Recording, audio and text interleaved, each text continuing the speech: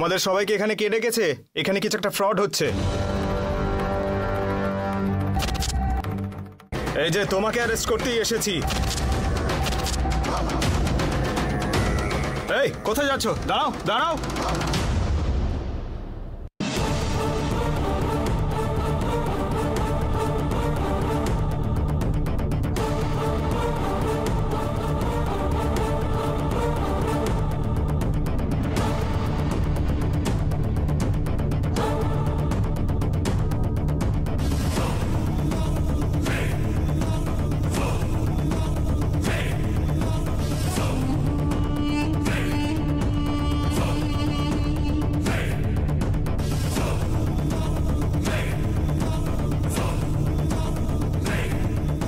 এই তোকে আগে বলেছিলাম না, এখনো কাজগুলো বন্ধ করিসনি? এই মেয়েগুলোকে কোথায় পাঠাচ্ছিস? দুবাইতে কাজে পাঠাচ্ছিলাম স্যার। ম্যান পাওয়ার এজেন্সির লাইসেন্স আছে তোর? দেখা না স্যার। স্যার এই ম্যাডাম না ফোন করলে কতগুলো মেয়ের জীবন নষ্ট করতিস তুই, ইডিয়েট।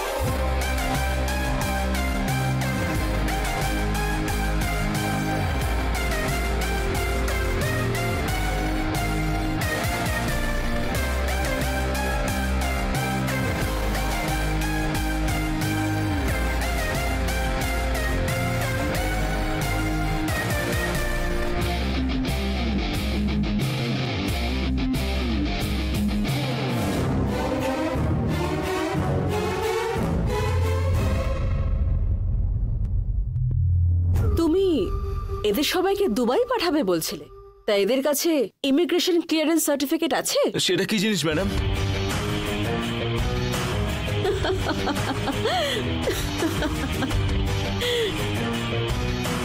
আরে এ তো ইমিগ্রেশন ক্লিয়ারেন্স সার্টিফিকেট মানে কি সেটাই জানে না।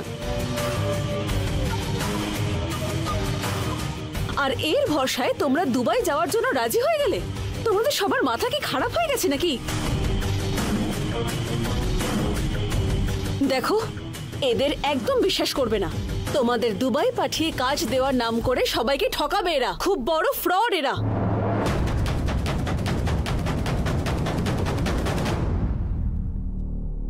তোমাদের দুবাই পাঠিয়ে কি কাজ দেবে কখনো ভেবে দেখেছো তোমরা? একটা হয় লোকের বাড়ির কাজ, অথবা দেহ ব্যবসার কাজ, যাতে তোমরা এই দেশে আর কোনোদিন না ফিরতে পারো সেইভাবে লক করে দেবে ওরা। দেখো, তোমাদের সবাইকে শিক্ষিত বলে মনে হচ্ছে। দেবী উমা ইন্ডাস্ট্রিজ এমজি রোডে আছে। কাল সকালে তোমরা সবাই সেখানে রেজিউমে সাবমিট করো। আমি তোমাদেরকে কাজ দেব। ইন্সপেক্টর, এই চল।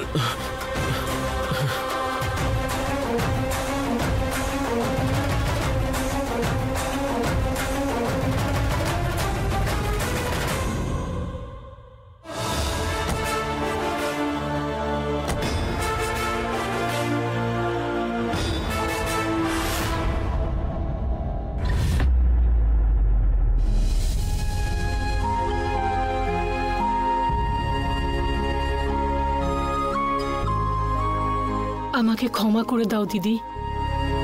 তোমাকে ছেড়ে দুবাই চলে যাওয়ার সিদ্ধান্ত নেওয়াটা অনেক বড় ভুল হয়েছে দিদি। তুমি না আসলে আজ আমার জীবনে অনেক বড় ক্ষতি হয়ে যেত। রূপা, আমার তোমার কাছে ক্ষমা চাওয়া উচিত, তোমার আমার কাছে নয়। আমি তোমাকে চোর অপবাদ দিয়ে বাড়ি থেকে বের করে দিয়েছিলাম। তা সত্ত্বেও তোমার মনে আমার প্রতি ভালোবাসা, সম্মান আজ অবধি আছে। এতে কিন্তু তোমার কোনো রকম ভুল ছিল না ছোটদি। এই সব বদমাইশি কিন্তু তান্ত্রিক করেছিল। একদিন না একদিন তুমি সত্যি জানতে পারবে। সেই জন্যই আমি চুপ করেছিলাম, কিচ্ছু বলিনি আমি দিদি। তুমি যে আমাকে এসে একদিন ফিরিয়ে নিয়ে যাবে সেটা আমি একদম নিশ্চিত ছিলাম। তখন আমার দাদা আমাকে জোর করে দুবাইতে পাঠিয়ে দেওয়ার সিদ্ধান্ত নিয়েছিল।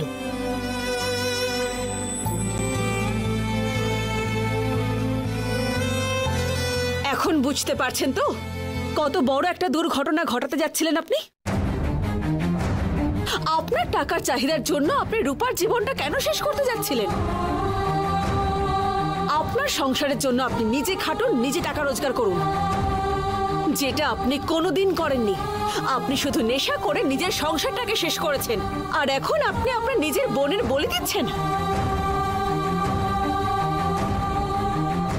আমি এটা বুঝতে পেরে গেছি ম্যাডাম, খুব বড় ভুল করতে যাচ্ছিলাম। এরপর থেকে আর করব না আমি।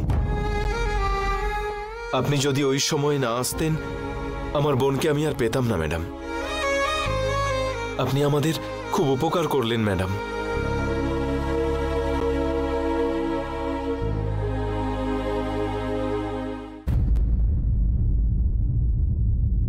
এখন আপনার বদ অভ্যাসগুলো ত্যাগ করে কাজ করুন, সবকিছু ঠিক হয়ে যাবে। যদি আপনি অন্য কোনো জায়গায় কাজ না পান, তাহলে আমার সঙ্গে এসে কথা বলুন, আমি আপনার কাজের ব্যবস্থা করে দেব। ঠিক আছে ম্যাডাম, আসছি। রূপা, আমি আসছি।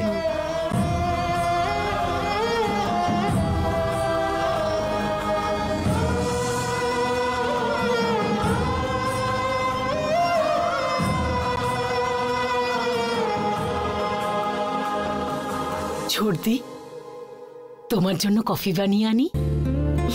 ঠিক আছে ছোড়দি, আমি ব্যাগটা রেখে কফি নিয়ে আসছি।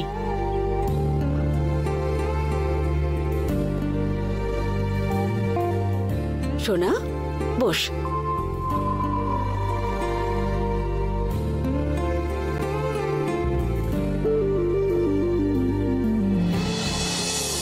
আগে দিদিকে কফি বানিয়ে দিতে হবে।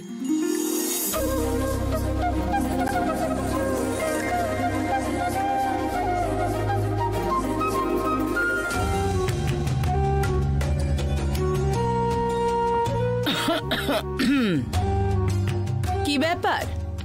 একটা চটি দেখা যাচ্ছে, আর একটা চটি কোথায় গেল? ও, কুকুরে মুখে করে নিয়ে গেছে বোধহয়, না হলে অন্য কেউ নিয়ে গেছে।